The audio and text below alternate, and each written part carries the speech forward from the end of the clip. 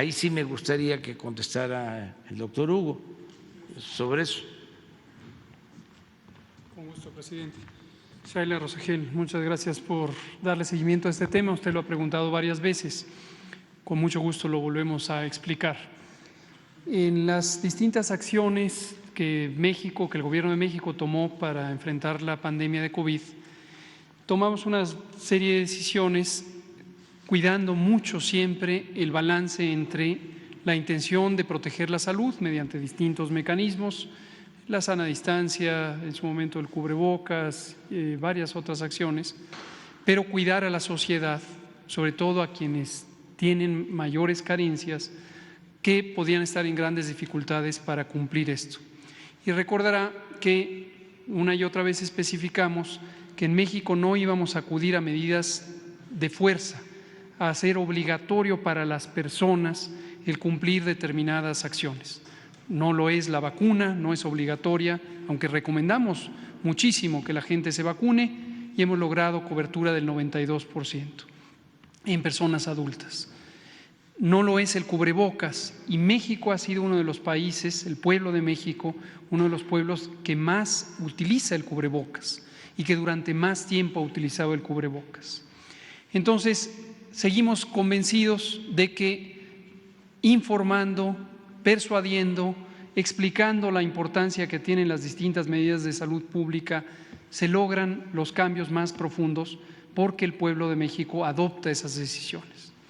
Ahora, algunos gobiernos estatales o incluso municipales, sin tener las competencias legales para ello, los estatales sí las tienen, decidieron establecer que el cubrebocas fuera obligatorio. Lo que estamos viendo hoy es que algunos de estos gobiernos están ya teniendo que retractarse del significado obligatorio y declarando que ya no es obligatorio el cubrebocas. Pero el Gobierno Federal de México nunca lo declaró obligatorio, por lo tanto no tenemos que declarar que deje de ser obligatorio porque nunca lo fue. Lo hemos recomendado. Ahora, ¿cuál es la utilidad que hoy, en este momento que tenemos mínima actividad de la epidemia de COVID, seguimos aclarando? El cubrebocas es útil mayormente para evitar que los virus respiratorios, no solo SARS-CoV-2 causante de COVID, sino otros, salgan de la vía respiratoria, de boca, nariz, garganta, de una persona que esté infectada hacia las demás personas. Pero es de mínima utilidad o de utilidad limitada para evitar que lleguen esas partículas de virus a la persona que no está infectada. Por lo tanto, la mayor utilidad del cubrebocas es en espacios públicos cerrados, en donde no se puede conservar una sana distancia, una distancia adecuada entre personas. En el transporte público, sobre todo el terrestre, puede seguir siendo de utilidad y la utilidad depende, desde luego, de qué tantas personas pudieran estar infectadas. En este momento, con índices de contagio mínimos, posiblemente los menores que hemos tenido, no solo en México, sino en general en el mundo, donde ya todos los países están en una sincronía de reducción de la epidemia, el cubrebocas es aún de menor utilidad. Esa es la situación del cubrebocas. Nada más, doctor, pero en los aeropuertos, por ejemplo, en los aviones, lo piden para poder entrar, incluso los guardias te lo piden si no entras. Entonces sería ilegal que estén pidiendo como obligatorio el cubrebocas. ¿Y qué tanta utilidad tendría, por ejemplo, en los aviones, que sí va bastante gente, no hay mucha sana distancia, pero no sé si nos pudiera comentar? ¿Cómo no? Podemos comentar de manera específica sobre las aeronaves. Los aviones tienen sistemas de filtrado del aire, eso también lo explicamos varias veces en las conferencias vespertinas, un sistema muy eficiente, utilizan unos filtros que se llaman filtros EPA, filtros de alta eficiencia, y además tienen un sistema de flujo de aire que aproximadamente en cada 2 minutos recambia por completo el aire de toda la cabina. Desde luego, aviones más grandes tienen mayor potencia del sistema, por lo tanto, la cifra de 2 minutos para recambiar todo el aire de la cabina más o menos aplica a cualquier aeronave pequeña, mediana o grande.